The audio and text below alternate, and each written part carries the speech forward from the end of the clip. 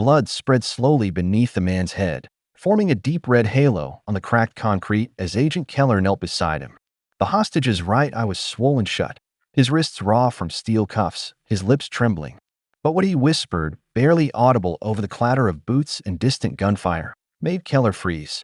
"Don't trust anyone. Not even me." Outside, sirens wailed across the deserted industrial park. The sun beat down hard on rusted containers and shattered windows as the last of the hostages were rushed to safety. Inside Warehouse 4B, the air smelled of oil, smoke, and fear. "Got a bleeder," Keller shouted. "Get me gauze now." Agent Huxley moved in from the corner, weapon raised, scanning every shadow. "This is our guy?" he asked. "He's alive," Keller answered, pressing down on the wound. "But something's wrong."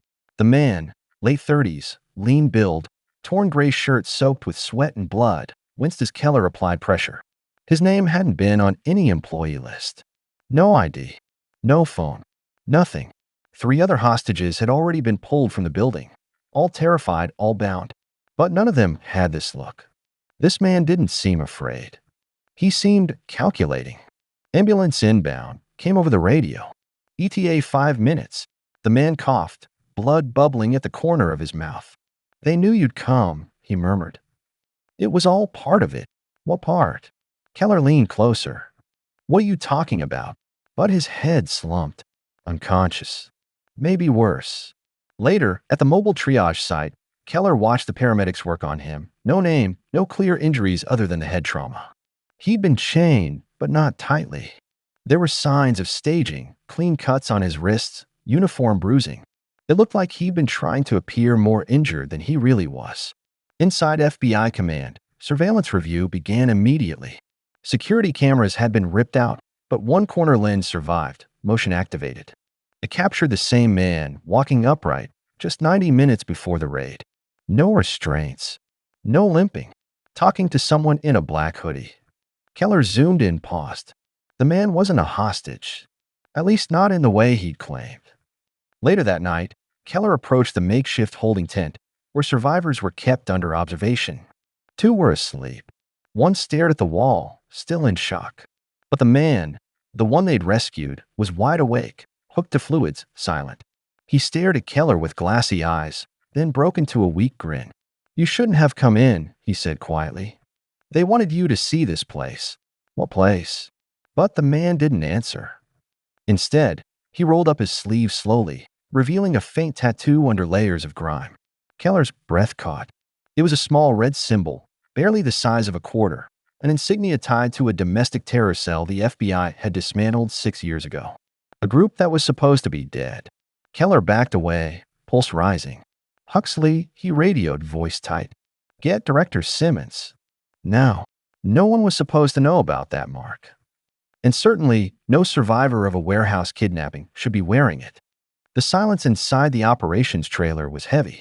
The photo of the tattoo sat on the screen, magnified, analyzed, confirmed. Same design, same color scheme, same shape. Once tied to the Red Grove faction, a paramilitary group disbanded after a deadly standoff in Montana. The faction's leadership had been eliminated. Or so the Bureau believed. "He was a ghost," Keller said, staring at the screen.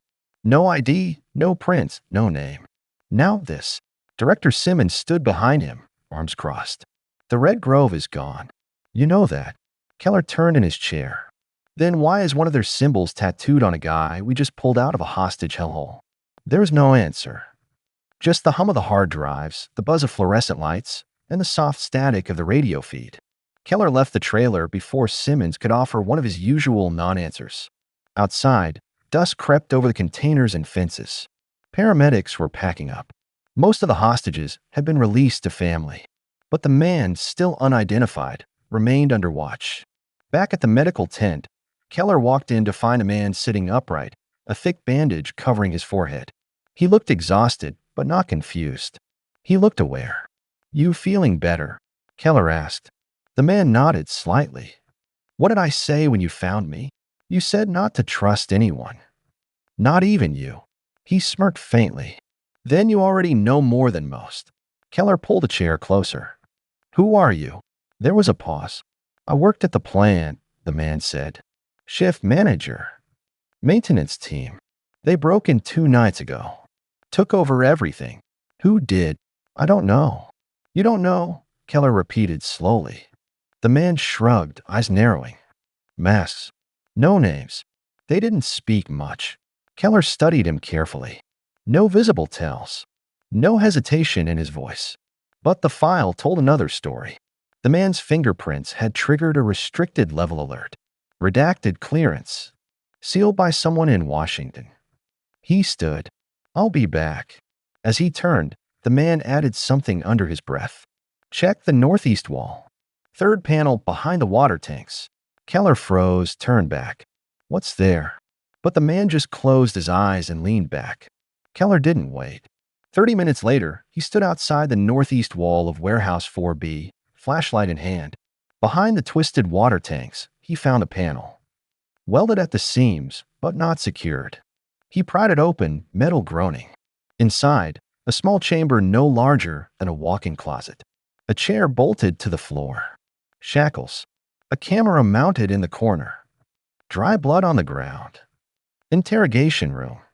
He snapped photos, bagged samples, and found a folded document shoved behind the insulation, floor plan with markings across specific rooms labeled with single letters, S, D, and C. He didn't know what they meant. But someone did. When he returned to the base camp, the man was gone. Vanished.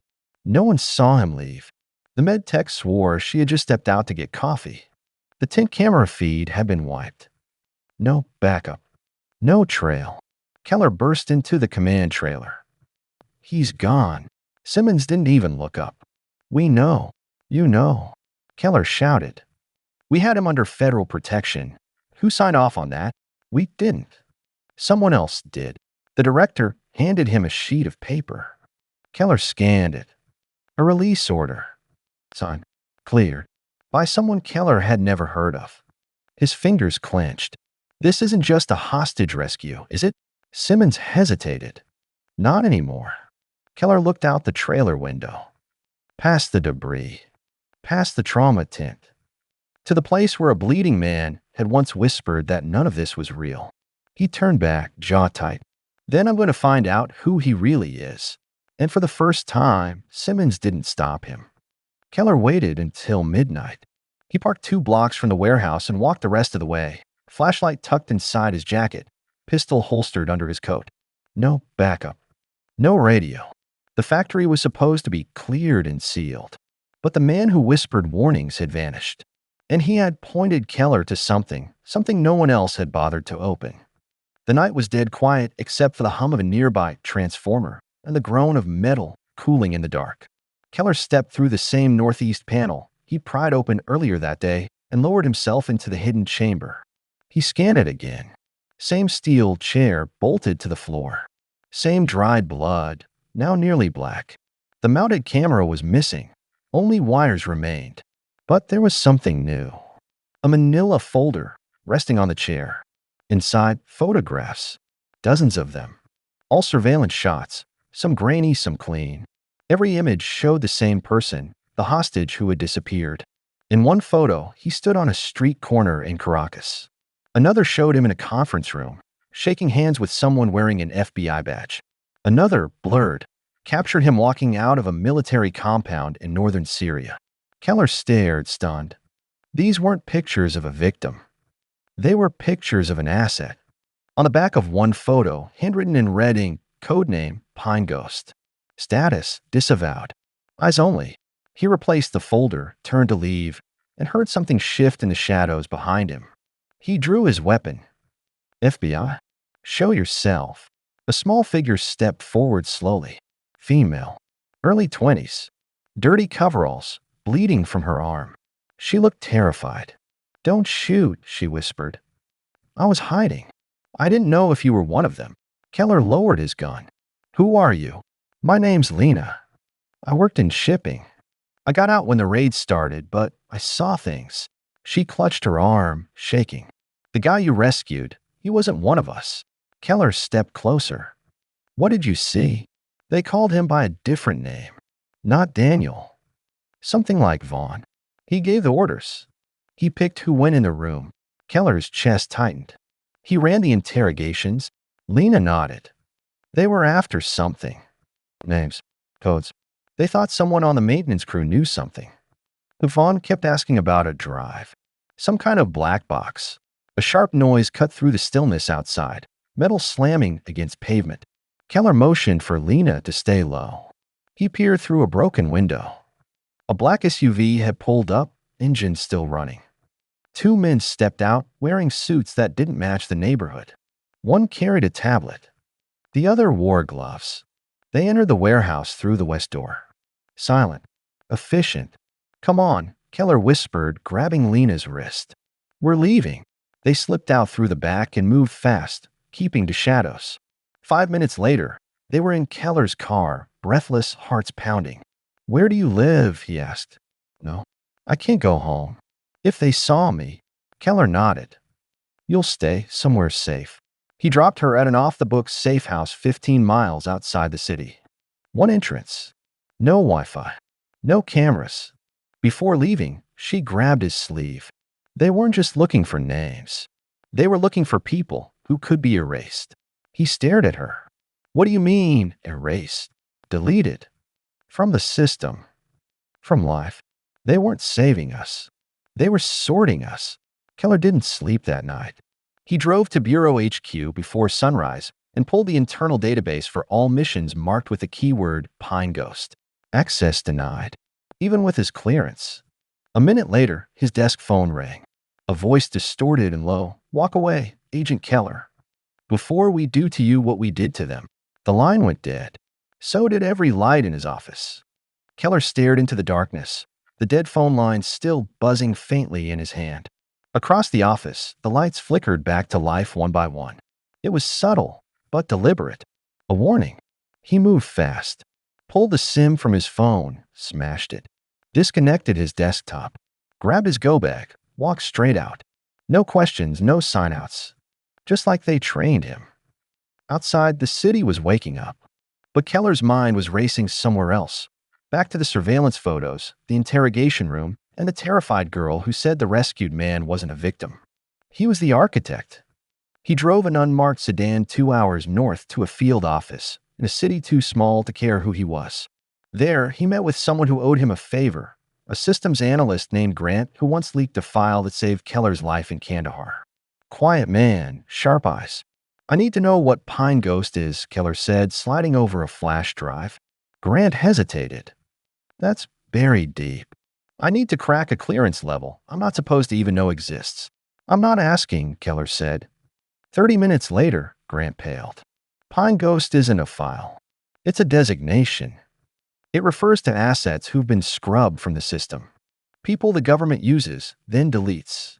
They don't exist on paper. They don't retire. They don't get funerals. Keller sat back. So, he was never a hostage. He was the mission. Before Keller could respond, Grant's monitor blinked twice. A small red light began flashing on the corner of the terminal. They're watching this system, Grant whispered. Keller stood fast. Wipe it. Now. Grant nodded, pulling cables, frying the board with a small electric charge. It sparked, hissed, then went dark. Keller drove straight to the safe house. Lena was waiting by the window, arms crossed. They're looking for me, she said before he could speak. I saw a car parked across the road last night. Same car from the factory. We're moving, Keller said. He took her to a secure location outside the jurisdiction, a hunter's cabin he used once on a deep cover op. No power grid. No traffic. No signals. Just trees, silence, and time. That night, Lena told him everything. She said the interrogations weren't for ransom or retaliation. They were screening people. Pulling info about internal corruption, military secrets, federal leaks. Vaughn, the man Keller had saved, led the questioning. And when people broke, they vanished. Sometimes, she whispered, they'd scream so loud the pipes rattled. Then it would go quiet. And we'd never see them again. Keller asked what they were after. She took a breath. Something called Directive Slate. They mentioned it all the time. I don't know what it is, but everyone who asked about it disappeared. Before dawn, Keller returned to HQ. He needed answers. He bypassed security using an old ID from his field agent days and entered the bureau archives through the maintenance sublevel. In a restricted wing, behind a false wall labeled "Closed for renovation," he found a door marked simply with a number 83. Inside, rows of file cabinets. No lights, no cameras. One drawer. He forced it open. Inside, a dusty binder with a pine ghost emblem. Inside that, a copy of Directive Slate. It wasn't just about intelligence gathering. Directive Slate authorized off-grid detention and psychological manipulation for domestic persons of interest. The names weren't criminals. They were whistleblowers, discredited agents, journalists, and the last page listed recent clearance activity. At the top, Agent Vincent Keller. His own name, dated the day before. Suddenly, he wasn't looking at a file. He was looking at his future. Keller stood in the archives, fingers frozen over the last page. His own name, printed beside the words, "Pending erasure, Directive Slate authorization, immediate." They had marked him. Somewhere in a classified room, someone had already decided he was expendable. He took photos of every page in the file and slipped the binder into his coat. Then he shut off the overhead light and walked out the way he came. Quiet, careful. By the time the sun rose, he was back at the safe house. Lena stood near the fireplace, hugging herself. "You look like you saw a ghost." Keller handed her the burner phone. "If I go dark, send these to every outlet on that list." She stared at him. "What are you planning to do?" "I'm going to find Vaughn. And I'm going to end this." 3 hours later, Keller entered the private security complex downtown. No badge, no name, just a duffel bag and a purpose. He walked past the front desk with forged credentials, made it to the elevators, and rode up to the 12th floor. At the end of the hallway, a matte black door with no nameplate. Room 1203. Inside was Vaughn. He sat alone at a long table, glass of water untouched, jacket folded on the chair behind him. His expression didn't change. "I knew you'd come," Vaughn said softly. Keller shut the door behind him. "Tell me what this is." Vaughn didn't move. "It's not what you think. It started with good intentions. They always do." Vaughn stood, slow and calm. "Do you know what happens when the system breaks from the inside? When the people who are supposed to protect the country become the threat." Keller's voice cracked. "Then you expose them. You don't torture civilians in factories and bury the evidence under black ink." Vaughn looked away. They weren't civilians. They were couriers, mules, shadows. "We tried to stop something darker. Something coming." Keller reached into his coat and tossed the flash drive on the table. "This has everything. Your program. Your victims. Directive Slate." Vaughn picked it up, turned it in his hand. "You'll bring the whole building down. Maybe it needs to fall." For the first time, Vaughn looked rattled. Keller stepped closer.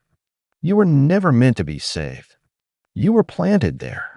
The screams, the blood, the chains, they were props." Vaughn said nothing. Keller stepped back. "If I walk out of here and I disappear, she sends it all. To the press. To the Hill. To everyone." Vaughn didn't try to stop him. He walked out of the room and didn't look back. Later that night, Keller stood on a cliffside 100 miles from the city. No signal. No noise. Just the stars and a wind that cut through bone. His phone buzzed once. A text. "Safe. File sent. It's over." He closed his eyes and let the silence settle. Somewhere, the news cycle erupted in chaos. Scandals. Investigations. Files leaking like cracks in a dam. The Bureau called it a breach. The headlines called it justice. Keller didn't call it anything.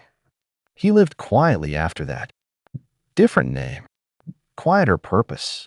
He never contacted Lena again, but he heard she testified before a closed committee. She never went back to shipping. And Vaughn? No one ever saw him again. But Keller remembered his words. "We tried to stop something darker." Maybe he was lying. Maybe he wasn't. But Keller knew this much. He'd seen the darkest thing already. And he walked away from it.